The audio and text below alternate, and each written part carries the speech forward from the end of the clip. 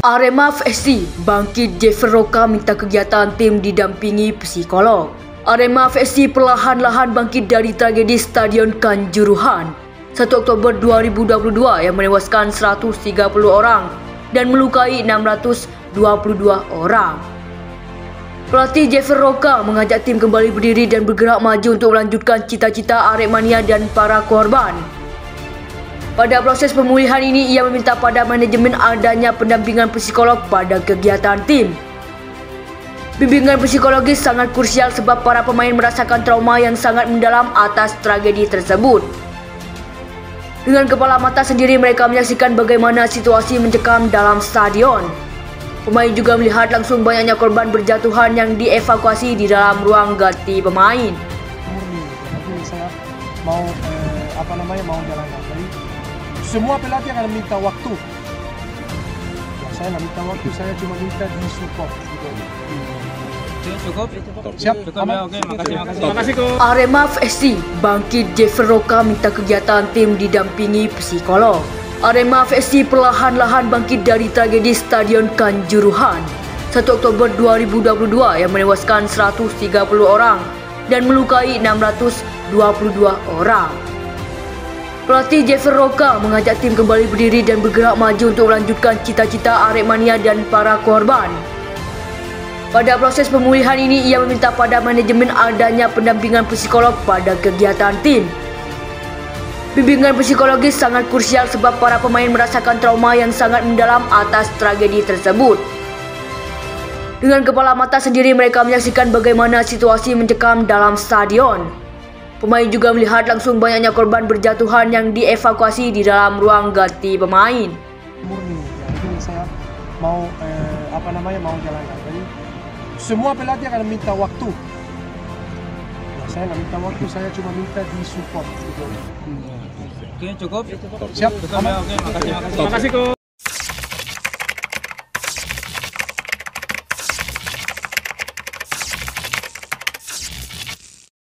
Bergegaslah Anda untuk evaluasi diri, introspeksi, kemudian bercita-cita bisa masuk surga di akhirat. Itu cita-cita paling tinggi.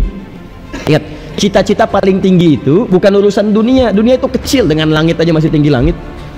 Dunia itu kecil. Jadi kalau ada orang cuma cita-citanya dunia, itu berarti rendah orang itu. Rendah. Dunia itu kecil. Begitu meninggal selesai cita-citanya. Cita-cita terbaik itu akhirat. Kalau cuma dunia, pengen jadi pilot, boleh, tapi itu rendah. Bagaimana caranya pilot itu, pesawat yang Anda terbangkan mengantarkan Anda ke surga. Begitu mau berangkat, ajak penumpangnya untuk berdoa kepada Allah. Ya, sapa dengan salam, berdoa dengan kebaikan.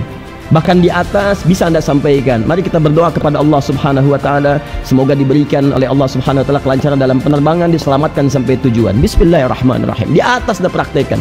Dengarkan bacaan Quran dan sebagainya. Itu jadi ada perbedaan antara pilot muslim dengan yang lainnya. Ya, demikian bagi peserta-peserta atau aktivis-aktivis yang lainnya.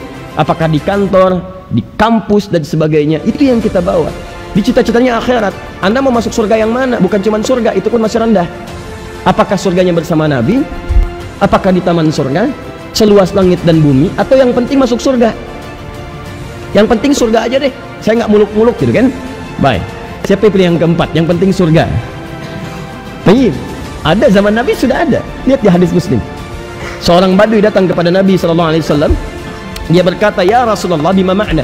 Dullani ala amalin basitin yudkhilunil jannah." Ya Rasulullah, tunjukkan padaku amalan, tapi jangan yang sulit-sulit. Yang biasa-biasa aja, yang penting masuk surga. Pintar ya? Modal dikit, keuntungan pengen banyak. Pintar. Jangan rumit-rumit lah, yang penting sederhana, yang penting masuk surga. Kata Nabi dalam kalimat yang ringkas, saya ringkas, cukup kerjakan yang fardu aja. Kalau sholat, sholat fardu aja. Kalau puasa, Ramadan saja. Kalau pengen nambah, silakan. Illa anta tawwa. Kalau kamu pengen nambah ibadah sunnah, tapi kamu kerjakan yang ini aja.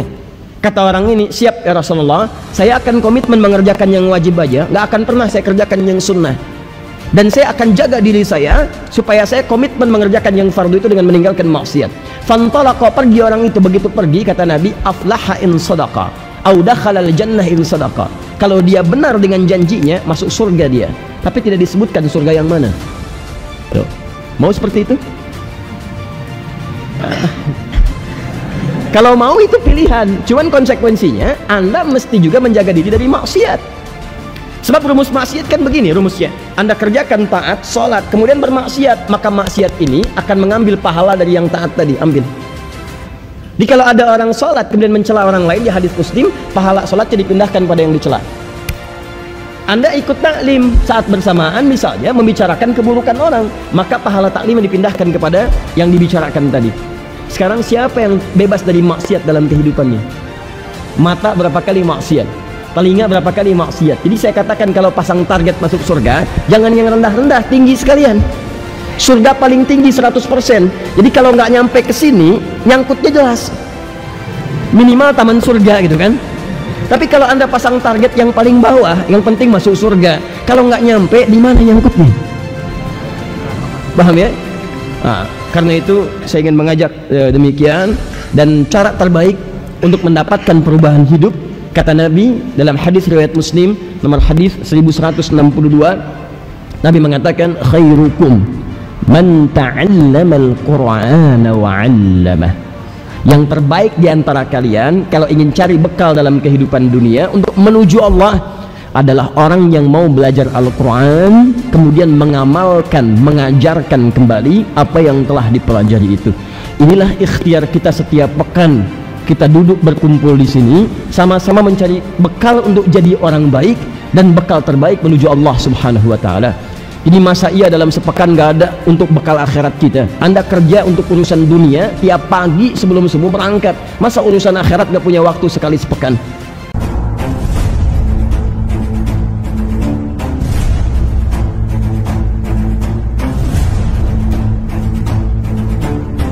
Arema FC bangkit, Jeffer Roka minta kegiatan tim didampingi psikolog.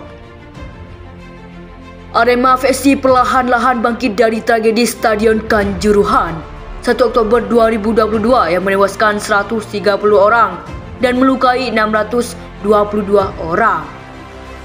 Pelatih Jeffer Roka mengajak tim kembali berdiri dan bergerak maju untuk melanjutkan cita-cita Aremania dan para korban. Pada proses pemulihan ini, ia meminta pada manajemen adanya pendampingan psikolog pada kegiatan tim.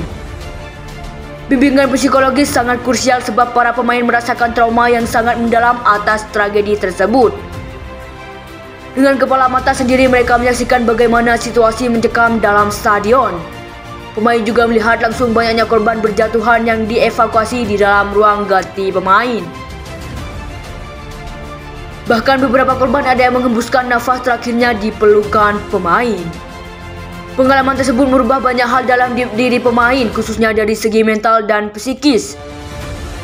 Yang penting untuk bisa lebih fokus kembali beraktivitas secara normal. Tapi saya tahu kita tetap akan selamanya punya luka di hati. Yang paling penting kita harus sadar kalau kita tetap harus hidup dengan luka ini, ujar pelatih asal Chili kepada Kompas.com. Tim direncanakan akan kembali merapatkan barisan pada tanggal 20 Oktober 2022. Kegiatan Dendi Santoso dan kawan-kawan akan dimulai dengan trauma healing bersama psikolog selama 3 hari penuh. Tanggal 20 sampai 23 Oktober 2022 mulai kumpul dan sesi psikolog, katanya. Jeffer Roka meminta supaya kegiatan tim lanjutkan dilaksanakan di tempat khusus serta mendapatkan pendampingan dari psikolog. Tanggal 24 sampai 31 latihan saya minta di Kota Batu sambil juga ada sesi fisik, taktikal dan psikologis di situ. Ada sesi double juga pagi sore, terang mantan pelatih Persik Kediri. Selanjutnya tim diproyeksi kembali berkegiatan rutin pada 1 November. Namun rutinitas akan disesuaikan kembali dengan perkembangan kondisi pemain secara individu dan pemain. Tanggal 1 mulai latihan normal di Malang atau tempat lain, pungkasnya.